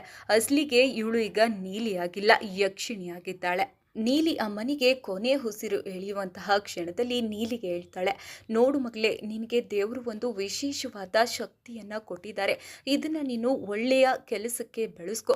ನಮ್ಮ ಥರ ಎಷ್ಟೋ ಜನ ಅಮಾಯಕರಿರ್ತಾರೆ, ಅವ್ರನ್ನ ಉಳಿಸೋದಕ್ಕೆ ಅಂತ ನೀನು ಈ ಶಕ್ತಿಯನ್ನ ಬೆಳೆಸು. ಕೆಟ್ಟ ಕೆಲಸಕ್ಕೆ ನೀನು ಈ ಶಕ್ತಿಯನ್ನ ಬೆಳೆಸ್ಬೇಡ. ನಿನ್ನಿಂದ ಎಲ್ಲರಿಗೂ ಒಳ್ಳೇದಾಗಬೇಕು. ಮಗಳೇ, ನೀನು ಇಲ್ಲಿಂದ ಹೊರಡು. ರಾಜನ ಕಡೆಯವರು ನಿನ್ನನ್ನು ಸುಮ್ಮನೆ ಬಿಡಲ್ಲ. ಪ್ಲೀಸ್ ಇಲ್ಲಿಂದ ಹೊರಡು ಅಂತ ಅಯ್ಯಮ್ಮ ಕೊನೆ ಉಸಿರನ್ನ ಹೇಳಿದ್ದಾರೆ. ಹೀಗೆ ಇವಳ ಶಕ್ತಿಯನ್ನ ಬಳಸ್ತಾ ಆ ಕಾಡಿನ ಜನರಿಗೆ ಇವಳು ದೇವತೆ ಆಗಿರ್ತಾಳೆ. ಕೆಟ್ಟವ್ರಿಗೆ ಇವಳು ಯಕ್ಷಿಣಿ ಆಗಿರ್ತಾಳೆ. ಹೀಗೆ ಇವಳು ಎಲ್ಲ ಜನಗಳಿಗೆ ಒಳ್ಳೆಯದನ್ನು ಮಾಡ್ತಾ ಬೆಳೀತಾ ಇರ್ತಾಳೆ.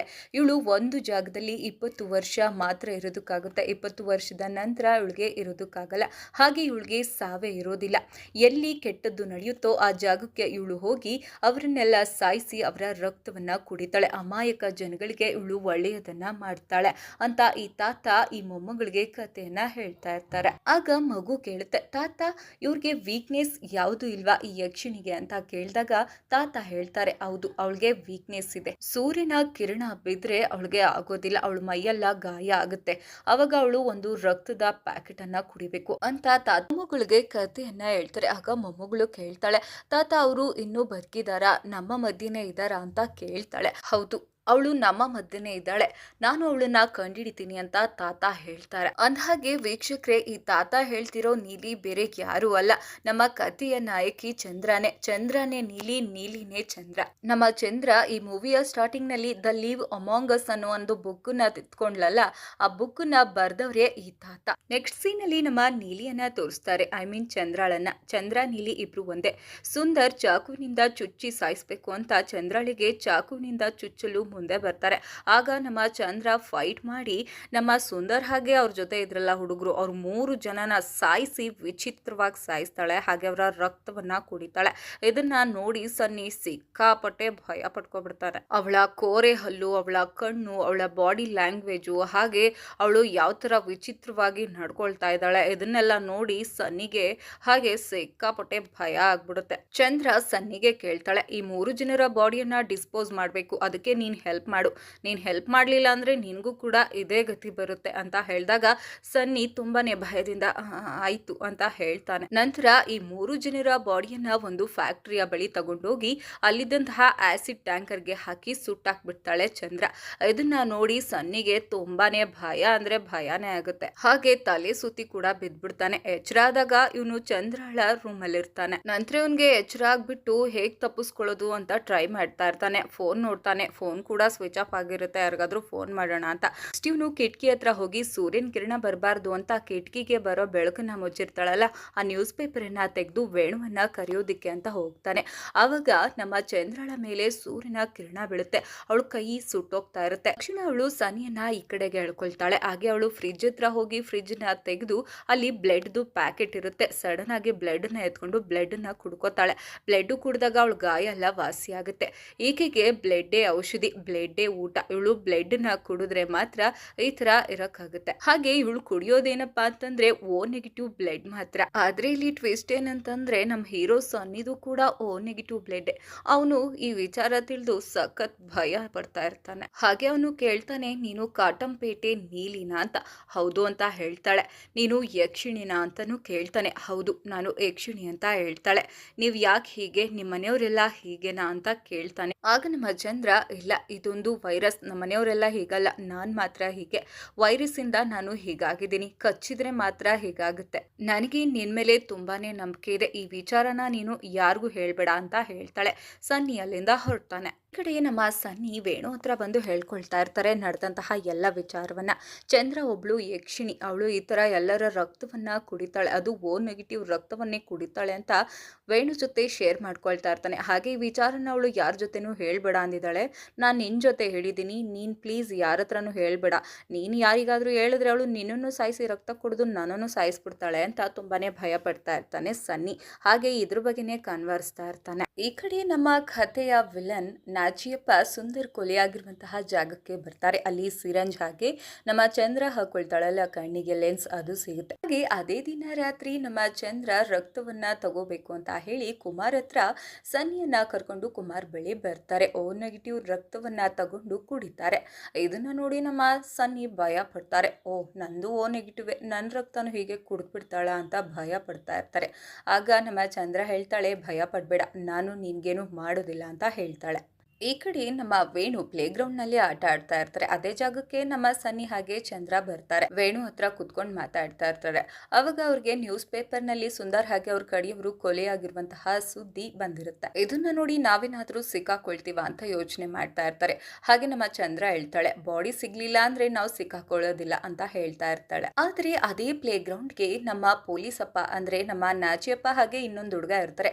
ಆ ಹುಡುಗ ನಮ್ಮ ಸನ್ನಿ ಹಾಗೆ ನೀಲಿಯನ್ನ ತೋರಿಸ್ತಾ ಇರ್ತಾರೆ. ಈ ಹುಡುಗ ಯಾರು ಅಂತಂದ್ರೆ, ಚಂದ್ರಾಳನ್ನ ನಮ್ಮ ಸುಂದರ್ ಕಿಡ್ನಾಪ್ ಮಾಡ್ಬೇಕಾದ್ರೆ ಸನ್ನಿ ಬಿಟ್ಟು ಈ ಹುಡುಗ ನೋಡಿರ್ತಾರೆ ನಮ್ಮ ಚಂದ್ರಾಳನ್ನ ಕಿಡ್ನಾಪ್ ಮಾಡಿರೋದನ್ನ. ಹಾಗಾಗಿ ಸುಂದರ್ ಕೊಲೆ ಮಾಡಿರೋರು ಇವರೇ ಇರ್ಬೇಕು ಅಂತ ನಮ್ಮ ನಾಚಿಯಪ್ಪಗೆ ಆ ಹುಡುಗ ಹೇಳ್ತಾ ಇರ್ತಾನೆ. ಈ ಕಡೆ ನಮ್ಮ ಸನ್ನಿ ಹಾಗೂ ಚಂದ್ರ ನಡ್ಕೊಂಡು ಬರ್ತಾ ಇರ್ತಾರೆ. ಆಗ ಸನ್ನಿ ಕೇಳ್ತಾರೆ ಚಂದ್ರಗೆ, ನಿನ್ನ ಒಂದು ಕಥೆಯಲ್ಲಿ ಓದಿದ್ದೆ, ನೀನು ನೀಲಿ ತಾನೆ, ಒಬ್ಬ ಪ್ರೀಸ್ಟ್ ನಿನ್ನ ಸಾಯಿಸ್ಬಿಟ್ಟ ಅಂತ ಕಥೆಯಲ್ಲಿ ಓದಿದ್ದೆ ಅಂತ ಹೇಳ್ತಾನೆ. ಆಗ ನೀಲಿ ಹೇಳ್ತಾಳೆ, ಇಲ್ಲ ಅದು ಸುಮ್ಮನೆ ನಾಟಕ, ಆ ಪ್ರೀಸ್ಟ್ ನನ್ನನ್ನ ಸಾಯಿಸ್ಲಿಲ್ಲ, ಸಾಯಿಸಿರೋ ತರ ನಾಟಕ ಮಾಡ್ದ. ನಿನ್ನಂತಹ ವ್ಯಾಂಪೈರ್ ಈ ಭೂಮಿಗೆ ಬೇಕು, ನಿನ್ನಿಂದ ಈ ಜನಗಳಿಗೆ ಒಳ್ಳೇದಾಗತ್ತೆ. ಹಾಗೆ ಈ ಜಗತ್ತಲ್ಲಿ ಒಳ್ಳೆ ವ್ಯಾಂಪರ್ಸು ಇದ್ದಾರೆ, ಹಾಗೆ ಕೆಟ್ಟ ವ್ಯಾಂಪರ್ಸು ಇದ್ದಾರೆ. ಆ ಕೆಟ್ಟ ವ್ಯಾಂಪರ್ಸ್ ನ ಹಿಡಿಯೋದಿಕ್ಕೆ ನಿನ್ನ ಸಹಾಯ ಬೇಕು ಅಂತ ಹೇಳಿ ಆ ಪ್ರೀಸ್ಟ್ ಇವ್ರಿಗೆ ಹೇಳಿರ್ತಾರೆ. ಹೀಗೆ ನಮ್ಮ ನೀಲಿ ತರ ವ್ಯಾಂಪೈರ್ಸ್ ಹಾಗೆ ಇವರ ಜೊತೆ ದೊಡ್ಡವರು ಎಲ್ಲ ಸೇರಿ ಪ್ರಪಂಚಕ್ಕೆ ಒಳ್ಳೆಯದನ್ನ ಮಾಡ್ತಾ ಪ್ರಪಂಚನ ಕಾಯ್ತಾ ಇರ್ತಾರೆ. ಈ ದೊಡ್ಡವರು ಅಂದ್ರೆ ಯಾರು, ಬನ್ನಿ ಕಥೆಯಲ್ಲಿ ಮುಂದೆ ಗೊತ್ತಾಗುತ್ತೆ. ಈ ಕಡೆ ನಮ್ಮ ಪೊಲೀಸಪ್ಪ ನಾಚಿಯಪ್ಪ ಚಂದ್ರಾಳ ಫ್ಲಾಟ್ ಗೆ ಬರ್ತಾರೆ. ಅಲ್ಲಿ ಚಂದ್ರಾಳ ಲೆನ್ಸ್ ಅನ್ನ ನೋಡ್ತಾರೆ, ಹಾಗೆ ರಕ್ತದ ಬಾಟಲ್ ಗಳನ್ನ ನೋಡ್ತಾರೆ, ಹಾಗೆ ಚಂದ್ರಾಳ ಸೀಕ್ರೆಟ್ ರೂಮ್ ಗೆ ಹೋಗಿ ಕೂಡ ನೋಡ್ತಾರೆ. ಆಗ ಅವ್ರಿಗೆ ಅನುಮಾನ ಕ್ಲಿಯರ್ ಆಗುತ್ತೆ, ಸುಂದರ್ ಹಾಗೆ ಅವ್ರನ್ನ ಕಡಿಯವ್ರನ್ನ ಕೊಲೆ ಮಾಡಿರೋದು ಈ ಚಂದ್ರನೇ ಅಂತ ಅವ್ರಿಗೆ ಕನ್ಫರ್ಮ್ ಆಗುತ್ತೆ. ಅಷ್ಟಕ್ಕೆ ಅಲ್ಲಿ ನಮ್ಮ ಚಂದ್ರ ಕೂಡ ಬರ್ತಾರೆ, ನಾಚಿಯಪ್ಪನ ನೋಡ್ತಾರೆ. ನಾಚಿಯಪ್ಪ ಹಾಗೆ ಚಂದ್ರಾಳ ನಡುವೆ ಸ್ವಲ್ಪ ಫೈಟ್ ಕೂಡ ಆಗುತ್ತೆ. ಹಾಗೆ ನಮ್ಮ ಚಂದ್ರ ನಾಚಿಯಪ್ಪನ್ಗೆ ಕಚ್ಬಿಡ್ತಾಳೆ. ಈ ಕಡೆ ನಮ್ಮ ಸನ್ನಿ, ಬಿಟ್ಬಿಡು, ಪೊಲೀಸ್ ಅವ್ರನ್ನ ಕಚ್ಚಿ ಸಾಯಿಸಿದ್ರೆ ಸುಮ್ನಾಗಲ್ಲ, ನಮ್ಮ ಮೇಲೆ ಕೇಸ್ ಆಗುತ್ತೆ, ಪೊಲೀಸ್ ಅವ್ರ ಮೇಲೆ ಈ ತರ ಹಲ್ಲೆ ಮಾಡ್ಬೇಡ, ಬಿಟ್ಬಿಡು ಅಂತ ಸನ್ನಿ ಕೇಳ್ಕೊಳ್ತಾನೆ. ನಮ್ಮ ನಾಚಿಯಪ್ಪ ಚಂದ್ರಾಳನ್ನ ಸಾಯಿಸ್ಲೇಬೇಕು ಅಂತ ಹೇಳಿ ಶೂಟ್ ಮಾಡ್ತಾರೆ. ಈ ಶೂಟ್ ಮಾಡಿದಾಗ ಸನ್ನಿ ಅಡ್ಡ ಬರ್ತಾನೆ, ಗುಂಡು ಸನ್ನಿಗೆ ತಾಕುತ್ತೆ. ತಕ್ಷಣ ನಮ್ಮ ಚಂದ್ರ ನಾಚಿಯಪ್ಪನ ಬಗ್ಗೆ ತಲೆ ಕೆಡಿಸ್ಕೊಳ್ದೆ ಸನ್ನಿನ ಹೇಗಾದ್ರೂ ಮಾಡಿ ಉಳಿಸ್ಕೊಳ್ಬೇಕು ಅಂತ ಹೇಳಿ ಇವ್ರ ಫ್ರೆಂಡ್ ನೈಜಿಲ್ ಹಾಗೆ ವೇಣುನ ಕರ್ಕೊಂಡು ಒಂದು ಆಟೋದಲ್ಲಿ ಒಂದು ಪಾಳು ಬಿದ್ದಿರೋ ಆಸ್ಪತ್ರೆಗೆ ಕರ್ಕೊಂಡು ಹೋಗ್ತಾರೆ. ಅಲ್ಲಿ ವೇಣುನ ಟ್ರೀಟ್ಮೆಂಟ್ ಮಾಡು ಅಂತ ಹೇಳ್ತಾರೆ. ಇಲ್ಲಿ ನಮ್ಮ ವೇಣು ಅರ್ಧಂಬರ್ಧ MBBS ಓದಿದ್ದಾರೆ, ನನಗೆ ಥಿಯರಿ ಮಾತ್ರ ಗೊತ್ತು, ಪ್ರಾಕ್ಟಿಕಲ್ ಗೊತ್ತಿಲ್ಲ, ನನಗೆ ಟ್ರೀಟ್ಮೆಂಟ್ ಮಾಡೋದು ಬರಲ್ಲ ಅಂತ ಹೇಳ್ತಾ ಇದ್ದಾರೆ. ಈ ಕಡೆ ನಮ್ಮ ಚಂದ್ರಾಳಿಗೆ ಸನ್ನಿಗೆ ಹೋಗ್ತಾ ಇರುವ ಬ್ಲಡ್ ನ ನೋಡಿ ಒಂಥರ ಆಗ್ತಿರುತ್ತೆ. ಯಾಕಂದ್ರೆ ಅವಳಿಗೆ ಓ ನೆಗೆಟಿವ್ ಬ್ಲಡ್ ಅಂದ್ರೆ ಇಷ್ಟ, ಅವಳು ಅದನ್ನೇ ಕುಡಿಯೋದು. ಹಾಗಾಗಿ ಸನ್ನಿ ಬ್ಲಡ್ ನ ಎಲ್ಲಿ ಕುಡಿದ್ಬಿಡ್ತೀನೋ ಅಂತ ಅವಳಿಗೊಂಥರ ಆಗ್ತಿರುತ್ತೆ. ಕೊನೆಗೂ ವೇಣು ಹತ್ರ ಸನ್ನಿಗೆ ಸ್ಟಿಚ್ ಮಾಡಿಸ್ತಾಳೆ. ಈ ಕಡೆ ಪ್ರಕಾಶ್ ಅವರು ಕಾಲ್ ಮಾಡಿ, ದೊಡ್ಡವರು ಹೇಳ್ತಾ ಇದ್ದಾರೆ ಚಂದ್ರ ನೀನ್ ಇಲ್ಲಿ ಇರ್ಬೇಡ, ಇಲ್ಲಿಂದ ಬೇಗನೆ ಹೊರಡು ಅಂತ ಹೇಳ್ತಾರೆ. ಆಗ ಅವಳು, ಇಲ್ಲ, ನನ್ನಿಂದ ಈ 3 ಜನ ಹುಡುಗರು ತೊಂದರೆಗೆ ಸಿಕ್ಕಾಕೊಂಡಿದ್ದಾರೆ, ನಾನು ಈ 3 ಜನರನ್ನ ಬಿಟ್ಟು ನಾನು ಹೋಗಲ್ಲ ಅಂತ ಹೇಳಿ ಕಾಲನ್ನ ಕಟ್ ಮಾಡ್ತಾಳೆ. ಈ ಕಡೆ ನಮ್ಮ ಸನ್ನಿಗೆ ಎಚ್ಚರ ಆಗಿ, ನೀನ್ ಯಾಕೆ ನನ್ನನ್ನ ಉಳಿಸ್ಕೊಂಡೆ, ಇಷ್ಟೊಂದು ಕಷ್ಟಪಟ್ಟು, ನನ್ನ ಬ್ಲಡ್ ತುಂಬಾನೇ ಲಾಸ್ ಆಗ್ತಿತ್ತಲ್ಲ, ನಿಂಗೆ ಹೆಂಗಿದ್ರು ಓ ನೆಗೆಟಿವ್ ಬ್ಲಡ್ ಅಂದ್ರೆ ತುಂಬಾ ಇಷ್ಟ ಅಲ್ವಾ, ಕುಡ್ಕೋಬೇಕಿತ್ತು ಅಂತ ಕೇಳ್ತಾ ಇರ್ತಾನೆ. ಇದಕ್ಕೆ ಚಂದ್ರ ಏನು ಮಾತಾಡಲ್ಲ. ನೀನು ನನ್ಗೆ ಕಚ್ಚಿದ್ರೆ ನಾನು ನಿಂತ್ರನೆ ವ್ಯಾಂಪೈರ್ ಆಗ್ತೀನ ಅಂತ ಸನ್ನಿ ಕೇಳ್ತಾ ಇರ್ತಾನೆ. ಅದಕ್ಕೆ ನಮ್ಮ ಚಂದ್ರ ಹೇಳ್ತಾಳೆ, ಇಲ್ಲ, ನೀನು ವ್ಯಾಂಪೈರ್ ಆಗಲ್ಲ, 1 ವಾರಕ್ಕೆ ರೇಬಿಸ್ ತರ ಕಾಯಿಲೆ ಬಂದು ಸತ್ತೋಗ್ತೀಯ. ವ್ಯಾಂಪೈರ್ ಆಗ್ಬೇಕಂದ್ರೆ ಬಾಡಿ ಶುದ್ಧವಾಗಿರ್ಬೇಕು, ನಿನ್ ಬಾಡಿ ತುಂಬಾ ಎಣ್ಣೆ ಸಿಗರೇಟೆ ತುಂಬಿದೆ, ಶುದ್ಧ ಎಲ್ಲಿದೆ ನೀನ್ ವ್ಯಾಂಪೈರ್ ಆಗೋದಕ್ಕೆ ಅಂತ ಹೇಳ್ತಾಳೆ. ಈ ಕಡೆ ನ್ಯೂಸ್ ಅಲ್ಲೆಲ್ಲ ಚಂದ್ರ ಹಾಗೆ ಸನ್ನಿ ಒಬ್ಬ ಟೆರರಿಸ್ಟ್ ನಾಚಿ ಅಪ್ಪನ್ಗೆ ಹೊಡ್ಬಿಟ್ಟು ತಪ್ಪಿಸ್ಕೊಂಡಿದ್ದಾರೆ, ಇವರಿಬ್ಬರನ್ನ ಹಿಡಿಬೇಕು ಅಂತ ನ್ಯೂಸ್ ಅಲ್ಲಿ ಬರ್ತಾ ಇರುತ್ತೆ. ಈ ನ್ಯೂಸ್ ನ ಆಟೋ ಡ್ರೈವರ್ ನೋಡ್ತಾ ಇರ್ತಾನೆ. ಅವ್ನ್ಗನ್ಸುತ್ತೆ, ಇವ್ರನ್ನ ನಾನು ಪಾಳ್ಬಿದಿರೋ ಆಸ್ಪತ್ರೆ ಹತ್ರ ಬಿಟ್ಟೆ ಅಲ್ವಾ ಅಂತ ಹೇಳಿ ಪೊಲೀಸ್ ಅವ್ರಿಗೆ ಇನ್ಫಾರ್ಮ್ ಮಾಡ್ತಾನೆ. ಈ ಇನ್ಫಾರ್ಮ್ ಮಾಡ್ಬೇಕಾದ್ರೆ ಥಾಮಸ್ ಅನ್ನೋ ವ್ಯಕ್ತಿ ಇದನ್ನ ನೋಡ್ತಾ ಇರ್ತಾನೆ. ಚಂದ್ರ ಹಾಗೆ ಸನ್ನಿ ಪಾಳ್ಬಿದಿರೋ ಆಸ್ಪತ್ರೆಯಲ್ಲಿ ಇದ್ದಾರೆ ಅನ್ನೋ ಸುದ್ದಿ ಕೇಳಿ ಪೊಲೀಸ್ ಅವರು ಅಲ್ಲಿಗೆ ಬರ್ತಾರೆ. ಪೊಲೀಸ್ ಹಾಗೆ ಚಂದ್ರಾಳ ನಡುವೆ ಸ್ವಲ್ಪ ಫೈಟ್ ನಡೆಯುತ್ತೆ. ಹಾಗೆ ಪೊಲೀಸ್ ಅವರು ಚಂದ್ರಾಳ ತಲೆಗೆ ಶೂಟ್ ಮಾಡ್ಬಿಡ್ತಾರೆ. ಇಲ್ಲಿಗೆ ಥಾಮಸ್ ಅನ್ನುವ ಸೂಪರ್ ಪವರ್ ಇರುವಂತಹ ಒಬ್ಬ ವ್ಯಕ್ತಿ ಬರ್ತಾರೆ. ಇವರು ಮೋಸ್ಟ್ಲಿ ಚಂದ್ರಾಳಿಗೆ ಫ್ರೆಂಡ್ ಇರಬೇಕು. ಪೊಲೀಸ್ ಅವ್ರ ಜೊತೆ ಫೈಟ್ ಮಾಡಿ ಚಂದ್ರ ಹಾಗೆ ಚಂದ್ರ ಕಡಿಯವ್ರನ್ನ ರೆಸ್ಕ್ಯೂ ಮಾಡಿ ಅಲ್ಲಿಂದ ಎಸ್ಕೇಪ್ ಆಗ್ತಾರೆ. ಹಾಗೆ ನೆಕ್ಸ್ಟ್ ಇಲ್ಲಿಗೆ ನಮ್ಮ ನಾಚಿಯಪ್ಪ ಕೂಡ ಬರ್ತಾರೆ. ಅವ್ರಿಗೆ ಚಂದ್ರ ಕಚ್ಚಿರೋದ್ರಿಂದ ಈಗ ಅವರು ವ್ಯಾಂಪೈರ್ ಆಗಿ ಬದಲಾಗಿದ್ದಾರೆ. ಅವ್ರಿಗೆ ರಕ್ತವನ್ನ ಕುಡಿಬೇಕು ಅನ್ನಿಸ್ತಾ ಇರುತ್ತೆ. ಅಲ್ಲಿ ಸತ್ತು ಬಿದ್ದಿರ್ತಾರಲ್ಲ ಪೊಲೀಸರು, ಅವರ ಕಾಲಿಂದ ರಕ್ತ ಬರ್ತಾ ಇರುತ್ತೆ. ಆ ಪೊಲೀಸರ ರಕ್ತವನ್ನ ಕುಡಿತಾನೆ. ಹಾಗೆ ಇಲ್ಲಿಗೆ ಐಆರ್ ಆಫೀಸರ್ ಕೂಡ ಬರ್ತಾರೆ. ನಮ್ಮ ನಾಚಿಯಪ್ಪನ್ಗೆ ಶೂಟ್ ಮಾಡ್ತಾರೆ. ಆದ್ರೂ ಕೂಡ ನಮ್ಮ ನಾಚಿಯಪ್ಪನ್ಗೆ ಏನು ಆಗಲ್ಲ, ಯಾಕಂದ್ರೆ ಅವರು ವ್ಯಾಂಪೈರ್ ಆಗಿ ಬದಲಾಗಿರ್ತಾರೆ. ನಮ್ಮ ನಾಚಿಯಪ್ಪ ನಮ್ಮ ಹೈಯರ್ ಆಫೀಸರ್ನು ಕೂಡ ಕಚ್ಚಿ ಸಾಯಿಸಿ ಅವರ ರಕ್ತವನ್ನ ಕುಡಿತಾರೆ. ಹಾಗೆ ಅವ್ರಿಗೆ ಬಿಸಿಲು ಬಿದ್ರು ಕೂಡ ಏನು ಆಗಲ್ಲ, ಯಾಕಂದ್ರೆ ಫ್ರೆಶ್ ಆಗಿ ಇವಾಗ ತಾನೇ ವ್ಯಾಂಪೈರ್ ಆಗಿ ಬದಲಾಗಿರ್ತಾರೆ. ಅದಕ್ಕೆ ಈ ಕಡೆ ನಮ್ಮ ಥಾಮಸ್ ಚಂದ್ರ ಸನ್ನಿ ಹಾಗೆ ಅವ್ರ ಕಡೆಯವ್ರನ್ನ ಜಾನಿ ಅನ್ನೋರ ಹತ್ರ ಕರ್ಕೊಂಡ್ ಬರ್ತಾರೆ. ಈ ಜಾನಿ ಒಂದು ಚರ್ಚನ್ನ ನಡೆಸ್ತಾ ಇರ್ತಾರೆ. ಈ ಜಾನಿ ಯಾರಪ್ಪ ಅಂತಂದ್ರೆ ಚಂದ್ರ ಒಬ್ಬ ಪ್ರೀಸ್ಟ್ ಜೊತೆ ವರ್ಕ್ ಮಾಡ್ತಿದ್ರಲ್ಲ, ಆ ಪ್ರೀಸ್ಟ್ ಮಗನೇ ನಮ್ಮ ಜಾನಿ. ಥಾಮಸ್ ಅವರು ನನಗೆ ಸ್ವಲ್ಪ ಕೆಲಸ ಇದೆ ಅಂತ ಹೇಳಿ ಮ್ಯಾಜಿಕ್ ಮಾಡ್ತಾ ಮಾಯ ಆಗ್ತಾರ. ಈ ಕಡೆ ನಮ್ಮ ಚಂದ್ರ ಸನ್ನಿಗೆ ಸನ್ನಿ ತರನೇ ಇರುವ ಒಬ್ಬ ವ್ಯಕ್ತಿಯ ಫೋಟೋವನ್ನ ತೋರಿಸ್ತಾ, 1905 ಅಲ್ಲಿ ನಿಂತರನೇ ಇರುವಂತಹ ಒಂದು ಹುಡುಗ ನನ್ನ ಪ್ರೀತಿ ಮಾಡ್ತಾ ಇದ್ದ, ಹೇಗೆ ಬ್ರಿಟಿಷರು ನನ್ನ ಸಾಯಿಸೋದಿಕ್ಕೆ ಅಂತ ಬಂದ್ರು, ಆಗ ಅವನು ಅಡ್ಡ ಬಂದ, ಅವನ್ಗೆ ಗುಂಡೇಟ್ ಬಿದ್ದು ಸತ್ತ ಅಂತ ಸನ್ನಿಗೆ ಕತೆ ಹೇಳ್ತಾ ಇರ್ತಾಳೆ. ಇದರಿಂದ ಅರ್ಥ ಆಗುತ್ತೆ ಅದಕ್ಕೆ ನಮ್ಮ ಚಂದ್ರಾಳಿಗೆ ಸನ್ನಿ ಅಂದ್ರೆ ಇಷ್ಟ ಅಂತ. ಇದೇ ಟೈಮ್ಗೆ ಚರ್ಚ್ಗೆ ಗರುಡ ಫೋರ್ಸ್ ಕಡೆಯವರು ಬರ್ತಾರೆ. ಇದು ಗೊತ್ತಾಗಿ ನಮ್ಮ ಚಂದ್ರ, ನೀವೆಲ್ಲ ಇಲ್ಲೇರಿ, ಬರಬೇಡಿ ಅಂತ ಹೇಳಿ ಗರುಡ ಫೋರ್ಸ್ ಜೊತೆ ಫೈರಿಂಗ್ ಮಾಡ್ತಾ ಫೈಟ್ ಮಾಡ್ತಾ ಇರ್ತಾಳೆ. ಹಾಗೆ ಗರುಡ ಫೋರ್ಸ್ ಕಡೆಯವ್ರನ್ನೆಲ್ಲ ಎಲ್ಲಾರನ್ನೂ ಸಾಯಿಸ್ತಾಳೆ. ಸುಂದರ್ನ ಕಡೆಯವರು ಕೂಡ ನಮ್ಮ ಚಂದ್ರಳಿಗೆ ಶೂಟ್ ಮಾಡ್ತಾರೆ. ಫೈರಿಂಗ್ ಸೌಂಡ್ ಕೇಳಿ ನಮ್ಮ ಸನ್ನಿ ಅಲ್ಲಿಗೆ ಬಂದು ಒಂದು ರಕ್ತದ ಬಾಟಲ್ ಅನ್ನ ಚಂದ್ರಳಗಡೆಗೆ ಎಸಿತಾರೆ. ಚಂದ್ರ ಆ ರಕ್ತವನ್ನ ಕುಡಿದು ನನ್ಗೇನು ಆಗೇ ಇಲ್ಲ ಅನ್ನೋ ತರ ಸುಂದರ್ ಕಡೆಯವ್ರ ಜೊತೆ ಕೂಡ ಫೈಟ್ ಮಾಡಿ ಅವ್ರನ್ನೆಲ್ಲ ಸಾಯಿಸ್ತಾಳೆ. ಹಾಗೆ ಇಲ್ಲಿಗೆ ನಮ್ಮ ನಾಚಿಯಪ್ಪ ಕೂಡ ಬರ್ತಾರೆ. ನಾಚಿಯಪ್ಪ ಹಾಗೆ ನಮ್ಮ ಚಂದ್ರಳ ನಡುವೆ ಸಖತ್ ಫೈಟ್ ನಡೆಯುತ್ತೆ. ಅಷ್ಟರಲ್ಲಿ ಬೆಳಕಾಗ್ಬಿಡುತ್ತೆ. ನಮ್ಮ ಚಂದ್ರಳನ್ನ ಸೂರ್ಯನ ಬೆಳಕಿಗೆ ನಮ್ಮ ನಾಚಿಯಪ್ಪ ಹಿಡ್ಕೊಂಡಿರ್ತಾರೆ. ಅದನ್ನ ನೋಡಿ ನಮ್ಮ ಸನ್ನಿ ನಮ್ಮ ಪೊಲೀಸ್ ಅಪ್ಪನ್ಗೆ ಶೂಟ್ ಮಾಡ್ತಾರೆ. ಆದ್ರೆ ನಮ್ಮ ಪೊಲೀಸಪ್ಪ ನಾಚಿಯಪ್ಪನ್ಗೆ ಏನು ಕೂಡ ಆಗಲ್ಲ, ಯಾಕಂದ್ರೆ ಅವನು ವ್ಯಾಂಪೈರ್ ಆಗಿ ಬದಲಾಗಿರ್ತಾನೆ. ಚಂದ್ರ ಕೆಳಗಡೆ ಬಿದ್ದಿರುವ ಡ್ಯಾಗರ್ ನ ಎತ್ಕೊಡು ಅಂತ ನೈಜಲ್ಗೆ ಕೇಳ್ತಾ ಇರ್ತಾಳೆ. ಅಷ್ಟರಲ್ಲಿ ನಮ್ಮ ನಾಚಿಯಪ್ಪ ಆ ಡ್ಯಾಗರ್ ನ ಎತ್ಕೊಂಡು ನಮ್ಮ ಚಂದ್ರಳಿಗೆ ಚುಚ್ಚಿ ಸಾಯಿಸ್ಬೇಕು ಅಂತ ಬರ್ತಾ ಇರ್ತಾರೆ. ಚಂದ್ರಳಿಗೆ ಅಡ್ಡಲಾಗಿ ಸನ್ನಿ ಬರ್ತಾನೆ, ನನಗೆ ಚುಚ್ಚಿ ಸಾಯಿಸ್ಲಿ ಅಂತ. ಸನ್ನಿಗೆ ಅಡ್ಡಲಾಗಿ ವೇಣು ಬರ್ತಾನೆ. ಆದ್ರೆ ಆ ಡ್ಯಾಗರ್ ವೇಣುಗೆ ಚುಚ್ಚಿ ಬಿಡುತ್ತೆ. ತಕ್ಷಣ ನಮ್ಮ ಚಂದ್ರ ಮೇಲಿಂದ ಹಾರಿ ಆ ಡ್ಯಾಗರ್ ಅನ್ನ ಕಿತ್ಕೊಂಡು ಆ ಡ್ಯಾಗರ್ ಇಂದ ನಮ್ಮ ನಾಚಿಯಪ್ಪನ ಎದೆಗೆ ಚುಚ್ಚಿ ಸಾಯಿಸ್ಬೇಕು ಅಂತ ಅವರ ಎದೆಗೆ ಚುಚ್ಚುತ್ತಾಳೆ. ಇಲ್ಲಿ ವ್ಯಾಂಪರ್ಸ್ಗೆ ಎದೆಗೆ ಚುಚ್ಚಿನೇ ಸಾಯಿಸ್ಬೇಕು, ಬೇರೆ ಯಾವ ಭಾಗಕ್ಕೂ ಚುಚ್ಚಿ ಸಾಯಿಸಿದ್ರೆ ಅವರು ಸಾಯೋದಿಲ್ಲ. ಚಂದ್ರಳ ಕೈಯಿಂದ ನಮ್ಮ ನಾಚಿಯಪ್ಪನ ಅಂತ್ಯ ಆಗುತ್ತೆ. ಅಷ್ಟರಲ್ಲಿ ಅಲ್ಲಿಗೆ ಪೊಲೀಸ್ ಅವ್ರು ಬರ್ತಾರೆ. ಪೊಲೀಸ್ ಅವ್ರು ಬರೋಷ್ಟರಲ್ಲಿ ಚಂದ್ರ ಹಾಗೆ ಅವ್ರ ಕಡೆಯವರು ಅಲ್ಲಿಂದ ಎಸ್ಕೇಪ್ ಆಗ್ತಾರೆ. ನಾಚಿಯಪ್ಪನ ಬಾಡಿಯನ್ನ ಒಂದ್ ಕಡೆ ಇಡ್ತಾರೆ. ಈ ಕಡೆ ನಮ್ಮ ಚಂದ್ರ ಸನ್ನಿಗೆ, ನನಗೆ ಈ ಸಿಟಿಲಿ ಇನ್ನೂ ಸ್ವಲ್ಪ ಕೆಲಸ ಇದೆ, ನಾನು ಬರ್ತೀನಿ ಅಂತ ಗುಡ್ ಬೈ ಹೇಳಿ ಹೊರಡ್ತಾಳೆ. ಇಲ್ಲಿಗೆ ಈ ಮೂವಿ ಎಂಡ್ ಆಗುತ್ತೆ. ಇದರ ಲಾಸ್ಟ್ ಸೀನಲ್ಲಿ ಜಾನಿ ಚರ್ಚ್ನಲ್ಲಿ ದುಲ್ಕರ್ ಸಲ್ಮಾನ್ ಅವರು ಇರೋದನ್ನ ತೋರಿಸ್ತಾರೆ. ಅಂದ್ರೆ ನಮ್ಗೆ ಇಲ್ಲಿ ಲೋಕ ಪಾರ್ಟ್ 2 ನಲ್ಲಿ ದುಲ್ಕರ್ ಸಲ್ಮಾನ್ ಅವರು ಕೂಡ ಇರ್ತಾರೆ ಅನ್ನೋ ಒಂದು ಹಿಂಟ್ ಕೊಡ್ತಾರೆ. ಲೋಕ ಚಾಪ್ಟರ್ 1 ಕತೆ ಇದಾಗಿತ್ತು. ಲೋಕ ಚಾಪ್ಟರ್ 2 ಹೇಗೆ ಮೂಡಿ ಬರುತ್ತೆ ಅನ್ನೋದನ್ನ ನೀವು ಕಾದು ನೋಡೋಣ. ಅಲ್ಲಿವರೆಗೂ ವಿಡಿಯೋ ಇಷ್ಟ ಆಗಿದ್ರೆ ಪ್ಲೀಸ್ ಸಬ್ಸ್ಕ್ರೈಬ್ ಮಾಡಿ.